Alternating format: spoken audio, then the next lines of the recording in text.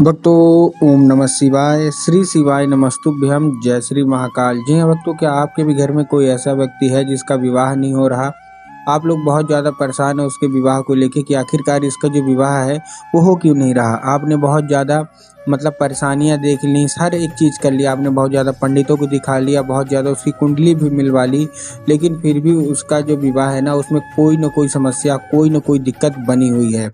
आपने क्या कुछ नहीं किया, हर एक चीज़ कर लिया, ठीक ना, बहुत ज़्यादा पैसे भी खर्च कर लिए, हर एक चीज़ सही चल रही होती है, लेकिन अंत में आके कुछ ना कुछ ऐसा होता है जिसके कारण उसका जो विवाह है ना वो नहीं हो पाता है। आप लोग बहुत ज़्यादा परेशान रहते हो कि यार हर एक चीज़ है होती जा रही, लेकिन इसका विवाह क्यों नहीं हो पा रहा।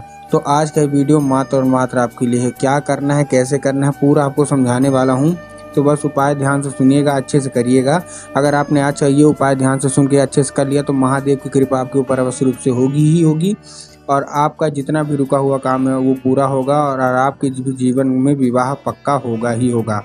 देखिए, आपको भी पता है कि जब पूज्य गुरुदेव की जब कथा होती है ना तो उसमें लाखों की भीड़ आती है। ये आपने देखा होगा, सुना होगा और समझा भी होगा। तो अभी 5-6 महीना पहले की बात है, गुरुदेव की कथा चल रही थी।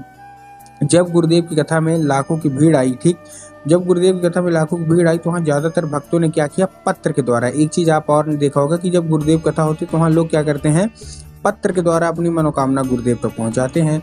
तो गुरुदेव की कथा में भीड़ आई तो बहुत सारे लोगों ने क्या किया, पत्र लिखा और पत्र के द्वारा अपनी मनोकामना गुरुदेव तक पहुंचाई। जब गुरुदेव के पास पत्र पहुंचा और गुरुदेव ने पत्र पढ़ा तो वहाँ गुरुदेव ने देखा कि ज़्यादातर लोगों की केवल और केवल जो भी है ना माता पिता हैं, वो केवल और केवल यही समस्या में है कि गुरुदेव हमारे घर का जो व्यक्ति है, ठीक है ना, उसका विवाह नहीं हो पा रहा। हर एक चीज़ सही चल रहा होता है, सब कुछ ठीक चल रहा होता है, लेकिन उस व्यक्ति का विवाह नहीं हो पा रहा। कृपया करके कोई उपाय बता दें ताकि उस व्यक्ति का जो विवाह है वो हो जाए। जब गुरुदेव ने ये देखा कि बहुत सारे लोग परेशान हैं, उनमें बहुत सारे लोगों ने ये भी लिखा था कि गुरुदेव उसकी जो उम्र है ना वो गुजरती जा रही है। कोई 30 साल का हो गया, कोई 35 साल का हो गया, यहाँ तक कि कोई 40 साल के भी हो गए हैं, लेकिन उनका जो विवाह नहीं हो पा रहा। कृपया करके कोई उपाय बता दें ताकि उनका जो विवाह है वो हो जाए। जब गुरुदेव ने देखा तब गुरुदेव ने 2 से 3 उपाय बताए और कहा ठीक है, केवल और केवल ये उपाय कर लेना, तुम्हारे घर का जो भी बच्चा है जिसका विवाह नहीं हो पा रहा अवश्य रूप से उसका विवाह होगा ही होगा। जब गुरुदेव ने 2 से 3 उपाय बताए तो लोगों ने जा जाके इस उपाय को घर में करना शुरू कर दिया। अब जैसे ही लोगों ने जा जाके इस उपाय को घर में करना शुरू कर दिया, वही लोग गुरुदेव की कथा में वापस आए। अब जब वही लोग गुरुदेव की कथा में वापस आए तो उन्होंने फिर से एक बार गुरुदेव को पत्र लिखा, लेकिन इस बार का जो पत्र था ना, ये गुरुदेव को धन्यवाद के रूप में पत्र था कि गुरुदेव धन्य हो आपका, आपके द्वारा बताया गया उपाय हमने कर लिया है। हमारी सारी की सारी जो इच्छा थी, सारी की सारी जो मनोकामना थी वो पूरी हो गई है। हमारे घर का जो व्यक्ति था जिसका विवाह नहीं हो पा रहा था उसका विवाह पक्का हो गया है। आपका कोटि कोटि धन्यवाद। तो देखिए, जो लोग भी मेरी आवाज़ सुन रहे हैं ना, अगर आपको भी जानना है कि आखिर ऐसा कौन सा उपाय है जिसको करने मात्र से लोगों की मनोकामना मात्र 1 से 1.5 महीने के अंदर पूरी हो जाती है, तो चलिए हम बताते हैं आपको आज की इस वीडियो के माध्यम से कि आपको करना क्या है। ठीक, अब देखिए, इस वीडियो में पहला जो हमारा उपाय है वो बताएंगे, लेकिन उससे पहले चैनल पे अगर पहली बार आए हैं और आवाज़ मेरी पहली बार सुन रहे हैं तो वीडियो को कर दें लाइक और चैनल को भी कर लें सब्सक्राइब, ताकि पूजनीय पंडित प्रदीप जी मिश्रा के रोज़ नए नए उपाय जो कि मैं उनकी कथा से सुनता हूँ, श्रवण करता हूँ, सबसे पहले मैं आपको प्राप्त करा सकूँ। ठीक, तो हमारा पहला उपाय है 3 काली मिर्च और 1 धतूरे का उपाय है। इस उपाय में देखिए आपको करना क्या है। इस उपाय में आपको 3 काली मिर्च लेना है और 1 धतूरा लेना है।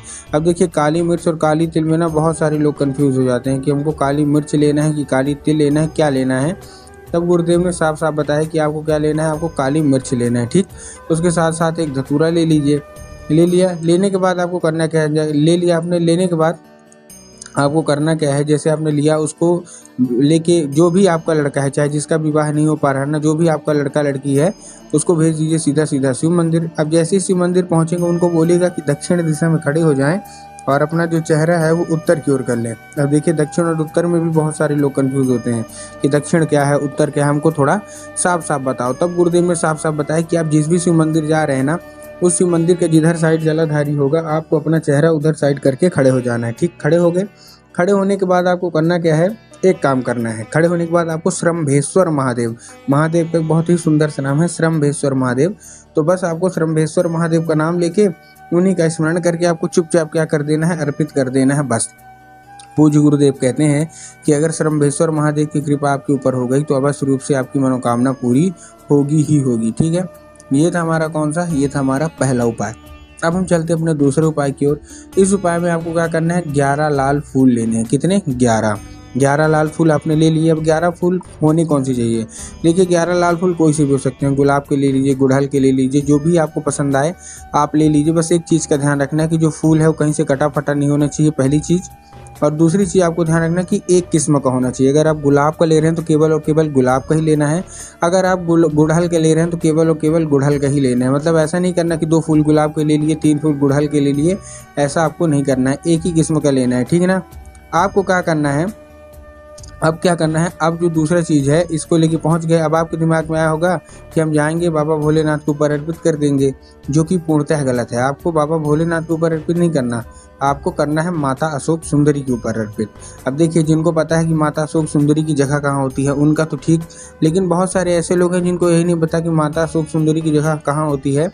तब गुरुदेव ने साफ साफ बताया कि आप जिस भी शिव मंदिर जा रहे हो, शिव मंदिर के जिधर साइड जलाधारी होगी, जलाधारी के दाएं मतलब राइट साइड में आपको क्या करना है, माता अशोक सुंदरी की जगह मिलेगी। तो बस आपको करना क्या है, माता अशोक सुंदरी की जगह पे आपको एक काम करना है, माता अशोक सुंदरी की जगह पे आपको चुपचाप अर्पित कर देना है बस। पूज्य गुरुदेव कहते हैं कि अगर माता अशोक सुंदरी आपसे प्रसन्न हो गई तो आपका अवश्य रूप से विवाह होगा ही होगा, ठीक है। ये था हमारा कौन सा, ये था हमारा दूसरा उपाय। अब हम चलते हैं अपने तीसरे उपाय की ओर और आखिरी उपाय की ओर, कि इस उपाय में आपको देखिए क्या करना है। तो देखिए, ये जो हमारा उपाय है, इस उपाय में आपको केवल और केवल एक काम करना है। क्या काम करना है, इस उपाय में आपको लेना है लाल चंदन, और लाल चंदन लेने के बाद पहुंच जाना है कहाँ, सीधे सीधे शिव मंदिर। अब लाल चंदन लेके शिव मंदिर पहुंच गए। शिव मंदिर पहुंचने के बाद आपको करना क्या है, जैसे आप लाल चंदन लेके शिव मंदिर पहुंचेंगे, शिव मंदिर पहुंचने के बाद आपको, अभी मैंने आपको जगह बताई ना माता अशोक सुंदरी की, तो बस आपको माता अशोक सुंदरी के जगह पे आपको अपने दाहिने हाथ की कोई एक उंगली से, मतलब राइट हैंड की कोई एक उंगली से आपको 3 बार टीका लगा देना है। कहाँ, 3 बार आपको टीका लगा देना है। कहाँ, माता अशोक सुंदरी की जगह पे अपने राइट हैंड की कोई बिंदी के रूप में, जैसे बिंदी लगती है ना, बस उसी रूप में आपको लगाना है। और लगाते वक्त अपनी मनोकामना भी मांगना है, ठीक। मांग लिया, मांगने के बाद आप 5 मिनट तक आप खड़े रहिए। ऐसा नहीं करना कि बस हो गया चले आए हाथ धुल के, ऐसा बिल्कुल मत करिएगा। 5 मिनट तक आप खड़े रहिए। 5 मिनट तक खड़े रहने के बाद आपको करना क्या है, जैसे आप 5 मिनट खड़े रहेंगे आपको फिर से, ठीक है ना, आपको क्या करना है, फिर से उसी जगह पे जहाँ आपने टीका लगाया है ना, आपको फिर से उसी को टच करना है। और उसी को टच करने के बाद वही लेके आप घर आ जाइए। अपना हाथ मत भूलिएगा। जैसे आप घर आ गए, घर आने के बाद आपको करना क्या है, जिस घर आ गए जहाँ आप लोग सोते हैं, जिधर आपका बेडरूम है, जिधर साइड आपका सर रहेगा, उधर साइड सर की ओर आपको जो दीवार होगी, उसी दीवार में आपको फिर से 3 बार बिंदी के रूप में लगा देना है बस। पूज्य गुरुदेव कहते हैं कि उस चंदन के जरिए स्वयं माता अशोक सुंदरी आपके घर में प्रवेश करती हैं और आपका मन चाहा विवाह होता ही होता है। तो उम्मीद करता हूँ आज का ये उपाय आपको समझ में आ गया होगा।